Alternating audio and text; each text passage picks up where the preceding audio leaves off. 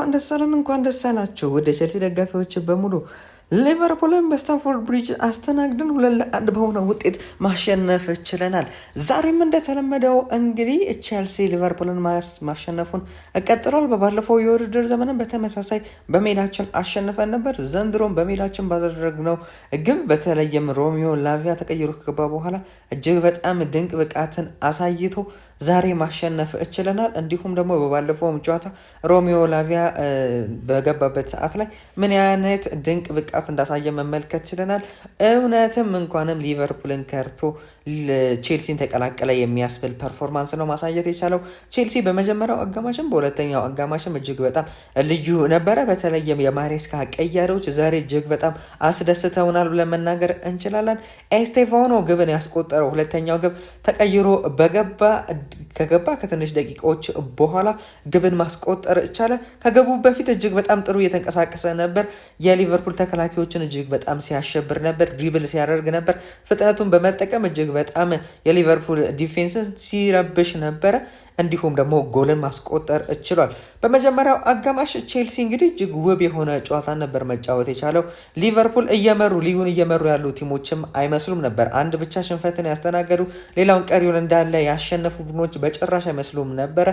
ቼልሲ መሪ ሆኖ ሊቨርፑል ደግሞ በቼልሲ ቦታ ሆኖ ነበረ ሲጫወት የነበረው የሚመስለው። በዛሬው ውጤት እጅግ በጣም ተደስቻለሁ። ካሰላለፍ ጀምሮ እስከ አጨዋወታችን እስከ አጨራረሱ መንገድ ዲፌንሳችን እንዲሁም ደግሞ በረኛችን አጥቂዎቻችን እጅግ በጣም አስደስተውናል። በዛሬው ዕለት አሌሃንድሮ ጋርናቾም ደምቆ ማምሸት ችሏል። በተለይም በመጀመሪያው አጋማሽ ሲያሳየው የነበረው ብቃት እጅግ በጣም አስደማሚ ነበር። ይህ ጋርናቾ ገና ሳይዋሃድ ገና የመጀመሪያውን ኦልሞስት የፕሪሚየር ሊግ ቋሚ ሆኖ የጀመረበት ጨዋታ ላይ እንደዚህ አይነትን ጨዋታን መጮት እጅግ በጣም የሚያስገርም ነው። እኔ በበኩሌ እጅግ በጣም ነው ደስ ያለኝ። ኤንዞ ማሬስካ እንኳን ደስ ያለው ፈልጋለሁ። በቀይ ካርድ ምክንያት ተሰናብቷል። እንግዲህ አሁን ላይ በቀጣይ ቼልሲ በሚኖረው ጨዋታ ላይ አይኖርም ማለት ነው። ኤንዞ ማሬስካ ካይሴዶ የሚያስገርምም ግብ ማስቆጠር ችሏል። ገና በ14ኛው ደቂቃ ነበር ማውሎ ጉስቶ የሰጠውን ኳስ ሞይሴስ ካይሴዶ በሚያስገርም መልኩ የሊቨርፑልን ግብ ጠባቂ ማርባራሽቪሊን እንግዲህ እንዳይመልሰው አድርጎ የተኮሰበትን ኳስ ማስቆጠር ችሏል። እጅግ በጣም ውብ የተባለ ኳስን ነው ማስቆጠር የቻለው። ካይሴዶ እንደተለመደው ዛሬም እኛን ተሸክመውን ይዞ መውጣት ችሏል። የጨዋታም ኮከብ ተብሎ መመረጥ ችሏል። ከዛም በኋላ ሁለተኛው ግብ ደግሞ ማስቆጠር እየቻለው ኤስቴቫኖ፣ ነገር ግን ከዛ በፊት አቻ ሆነን ነበር። አሌክሳንደር አይዛክ አሲስት ማድረግ ሲችል ከዛም በኋላ ደግሞ ጋክፖ ጎልን ማስቆጠር ችሏል። ሙሉ 90 ደቂቃ ስንቀጠቀጥ ነበር። በተለይም ግቡ እስኪቆጠር ድረስ ሙሉ ለሙሉ ማለት በሚቻል ሁኔታ ስንቀጠቀጣቸው ነበር ሊቨርፑሎችን። ነገር ግን እንደ እድል ሆኖ ጎልን አስቆጠሩ። እጅግ በጣም የሚያስከፋ ነገር ነው። በጣም የተነካካ ኳስ፣ ማይሆን ኳስ ሳይጮቱ ዝም ብሎ አይነት ኳስ ነበር የተቆጠረብን። እኔ በበኩሌ እጅግ በጣም አዝኜ ነበር። ምንም እንኳን አቻ ብንወጣ ራሱ እንደማሸነፍ ብንቆጥረው፣ ምክንያቱም ደግሞ የሊጉ መሪ ነው ሊቨርፑል። እንዲሁም ደግሞ ከኛ ጋር አሁን ካለንበት አቋም ጋር እጅግ በጣም የማይገናኝ አቋም ላይ ነው የሚገኘው። ለምሳሌ ያህል ስንመለከት ቼልሲ ያለፉትን ጨዋታዎች ከቤኔፊካ ጨዋታ በፊት በብራይተን ተሸነፈ በሜዳችን። ከዛም በፊት ደግሞ ሊንከን ሲቲ ነው ያሸነፍነው፣ እሱም ባይቆጠርም ይሻላል። በዩናይትድ ተሸንፈናል፣ በባየር ሙኒክ ተሸንፈናል፣ ከብሬንትፎርድ ጋር አቻ ነው የወጣ ነው። ስለዚህ አሁን ላይ አቋማችን እጅግ በጣም ወርዷል ብለን ማንሳት እንችላለን። ነገር ግን ሊቨርፑልን ስንመለከት ያለፉትን ጨዋታዎች 2 ጨዋታዎች ነው እንጂ የተሸነፉት ሌሎችን እንዳለ ማሸነፍ ችሏል። ሳውዛምፕተንን፣ ኤቨርተንን፣ አትሌቲኮ ማድሪድን፣ በርንሌይን፣ አርሰናልን፣ ኒውካስትልን፣ በርንሞዝን እነዚህን ጨዋታዎች ሁሉ በጠቅላላ ማሸነፍ ችለው ነበረ። ስለዚህም አሁን አቋማችን ትንሽ አይገናኝም። ሁለተኛ ደግሞ እኛ በጣም በጉዳት እየተሳቃየን እየተቸገረን ነው የምንገኘው።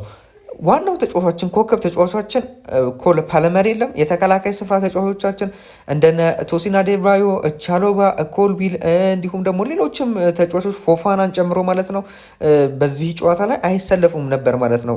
እንዲሁም ደግሞ የምናሰለፋቸው ተጫዋቾች በፕሪሚየር ሊጉ ልምድ ያላቸው ወጣት የተባሉ በሜዳቸው በትክክለኛ ቦታቸው የማይጫወቱ ተጫዋቾች ነበር። ስለዚህም ይህንን ጨዋታ ለማሸነፍ እጅግ በጣም የሚያስቸግር ይመስል ነበር፣ ወይም ደግሞ አቻ ብንወጣ እንደማሸነፍ እንቆጥረው ነበረ። ምክንያቱም ደግሞ ሊቨርፑል ከኛ የተሻለ አቋም ላይም ከኛ የተሻለ ተጫዋቾችም ስላሉት ማለት ነው በአሁኑ ሰዓት ላይ። ነገር ግን ቼልሲ በሚያስገርም ሁኔታ በቀየሯቸው ቅያሬዎች ምክንያት በተለይም በ74ኛው ደቂቃ ማርክ ጉይ በጆ ፔድሮ ተቀይሮ ገባ። ጂሚ ጊትንስ በአሌሃንድሮ ጋርናቾ ተቀይሮ ገባ። ኤስቴቫኦ በፔድሮ ኔቶ ተቀይሮ ገባ። ከዛም በኋላ እንግዲህ ቼልሲ የተለየውን ነው የተመለከት ነው። እንግዲህ በ90 ደቂቃ አልኮ 7 ደቂቃ ተጨምሮ በ95ኛው ደቂቃ ኤስቴቫኦ ግብን ማስቆጠር ቻለ። ኩኩሬላ ያሻገረለትን ኳስ ኤስቴቫኦ በሚገባ ኳስና መረብን ማገናኘት ችሏል። እጅግ በጣም ሊደነቅ ይገባል። ኤስቴቫኦ የመጀመሪያ የፕሪሚየር ሊግ ግቡ ነው ለቼልሲ ማስቆጠር የቻለው። በዚህ ወጣት እድሜው እጅግ በጣም ግሩም የሆነ ነገር ነው እያሳየን የሚገኘው። የጨዋታው ስታቶችን ስንመለከት ቦል ፖዚሽን ቼልሲ 53%፣ እንዲሁም ደግሞ ሊቨርፑል 47 ነበር። ቶታል ሹት በማድረግ 12 ለ12 ነበርን። ሹቶን ታርጌት ደግሞ እኛ 6 ነበረ፣ እነሱ 2 ብቻ ነበራቸው። አንዱም ደግሞ ግብ ማስቆጠር ችሏል። እኛ 6 ሹቶን ታርጌት ነበረን። ቢግ ቻንሶችን ክሬት በማድረግ እኛ 2 እነሱ 4፣ ኮርነር ኪክስን በመምታት እኛ 7 እነሱ 2። በተለያዩ ነገሮች እጅግ በጣም በልጠን ተገኝተን ነበረ። እጅግ በጣም የሚያረካ ውጤት፣ እጅግ በጣም አሪፍ ውጤት ነው ይዘንን መውጣት ይቻላል። እኔ በግሌ እጅግ በጣም ደስ ብሎኛል።